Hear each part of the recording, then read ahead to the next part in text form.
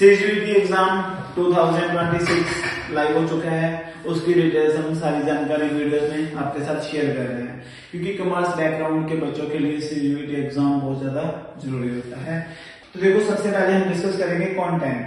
तो सबसे पहले इसकी डेट्स, और सेकंड क्या रहेगा इसका एग्जाम पैटर्न, थर्ड का रहने वाला है इसकी एलिजिबिलिटी के साथ ही हम देखेंगे सबसे पहले इंपॉर्टेंट डेट्स।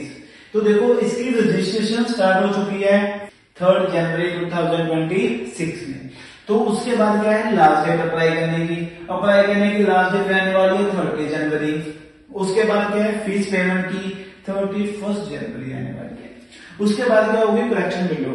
जब आपने फॉर्म को अप्लाई कर दिया, उसमें कुछ ना कुछ गलती आ जाती है या कोई ना कोई हम गलत चीज फिल कर देते हैं, हमारे name, father name, mother name, किसी भी चीज में कोई मिस्टेक हो जाती है, तो उसको ठीक करने का हमें एक चांस मिलने वाला है। तो जैसे ही उसमें करेक्शन विंडो ओपन होगी, तो करेक्शन विंडो में भी आप उसकी करेक्शन अपडेट कर सकते हो। तो एग्जाम की डेट्स 11 मई से लेकर 31 मई, अलग अलग शेड्यूल होते हैं एग्जाम। मॉर्निंग शिफ्ट होती है, इवनिंग होती है, इस तरह से। तो उसके बाद रिजल्ट कब डिक्लेयर होगा, एक्सपेक्टेड होता है जून जुलाई में रिजल्ट आपका डिक्लेयर हो जाएगा। ओके, नेक्स्ट देखते हैं।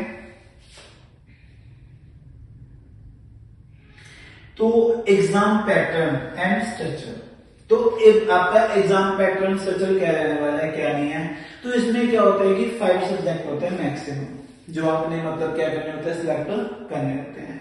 जैसे क्या है, कॉमर्स बैकग्राउंड के बच्चे रहेंगे, कॉमर्स बैकग्राउंड के बच्चे जो रहते हैं, अभी इसमें 2 चीजें होती हैं। देखो, एक तो क्या होता है नॉन मैथ, सेकंड होता है विद मैथ। तो सब्जेक्ट जो रहेंगे, देखो इंग्लिश तो सभी के लिए क्या होती है, कंपलसरी होती है। सेकंड क्या है, जो कॉमर्स के बच्चे हैं तो उनके लिए अकाउंटेंसी बहुत ज्यादा जरूरी सब्जेक्ट है। उसके बाद इसमें एडिशनल सब्जेक्ट रहने वाले हैं आपके, इकोनॉमिक्स हो गया, बिजनेस स्टडी हो गया। तो इसी के साथ जो मैथ वाले बच्चे रहेंगे वो रहेंगे।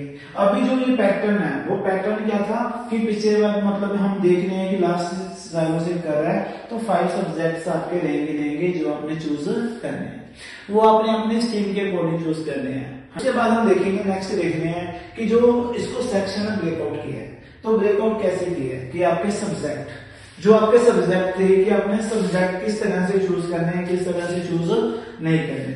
तो जो ये एग्जाम होता है ना, तो ये एग्जाम अलग अलग लैंग्वेज में होता है। तो सबसे पहले आपकी कौन सी लैंग्वेज है, मोस्टली लैंग्वेज तो बच्चे मुझे लगते हैं इंग्लिश ही करते हैं ना, आई होप सो। तो बाकी क्या है, इसमें काफी सारी लैंग्वेज होती है स्टेट वाइज, तो वो दी हुई है। जिस भी लैंग्वेज में आप कंफर्टेबल हो, वो लैंग्वेज में आप एग्जाम को अप्लाई करना चाहिए। सेकंड इसमें क्या रहता है, डोमेन सब्जेक्ट।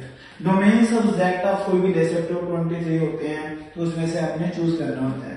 तो जो इसमें सबसे पहले देखो, स्ट्रिक्टली एक चीज होती है कि जो भी ये सीजीपीटी का सिलेबस होता है, वो एनसीईआरटी 12th के बुक में से ही आता है। उससे बाहर एक भी चीज नहीं आती। हम जितनी भी प्रिपरेशन करवाते हैं, ऑफलाइन करवाते हैं, ऑनलाइन अभी शुरू करेंगे बैच को, तो उसमें क्या होगा कि पूरा का पूरा जो हमारा फोकस रहता है एग्जाम के टाइम में सीजीपीटी के, तो पूरा का पूरा फोकस रहता है एनसीईआरटी की बुक में से। 100% एनसीईआरटी की बुक में से ये पेपर कवर अप होता है। तो 23 सब्जेक्ट रहते हैं हमारे। तो कॉमर्स वाले बच्चों के लिए सबसे जरूरी सब्जेक्ट क्या होता है, अकाउंट्स को रखना कंपल्सरी होता है। अकाउंट्स को स्किप करने की आपने सोचना भी नहीं है।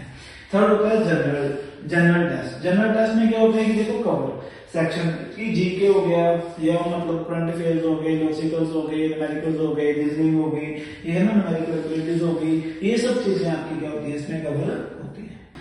जैसे मार्किंग भी सबसे समझने वाली चीज है। देखो, मार्किंग में क्या होता है कि जैसे करेक्ट आंसर्स आते हैं तो +5 मार्क्स है, इनकरेक्ट क्या होता है -1, नेगेटिव मार्किंग अप्लाई होती है।